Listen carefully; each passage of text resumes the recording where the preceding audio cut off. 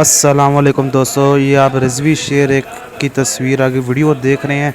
ये वो रिजवी शेर है जिसने कल फवाद चौधरी की गाड़ी पर मारा था और ये आज रिहा हो गया। जी हाँ नाज़रीन, फवाद चौधरी कल PP 168 में आया था कंपेन वगैरह करने इलेक्शन के हवाले से, तो उसको TLP कारकुनान ने घेरा और उसको जूतियाँ मारी और उसको गाड़ी को जूतियाँ मारी। वो बाहर निकला, डर के अगर निकलता तो उसका वो शेर होना था, ये याद भी रखता। और TLP कारकुनान ने इसको गालियाँ वगैरह थूके वगैरह अवाम ने भी दी और TLP कारकुनान भी उधर ही थे। तो ये छोटी सी अपडेट थी आपके सामने रखनी थी कि जेल कल इनको पुलिस पकड़ के ले गई थी, तो आज ये रिहा हो गए हैं, सही सलामत घर पहुंच गए हैं। आपके सामने वीडियोस भी रख रहे हैं। तो ये रिजवी शेर, हम इसको मुबारकबाद पेश करते हैं। देखिए कारकुनान से मिल भी रहे हैं और कारकुनान इसका हाथ चूम रहा है ये रिजवी शेर का, और फूल वगैरह फेंक के कारकुनान ने बड़ा इस्तकबाल किया इसका।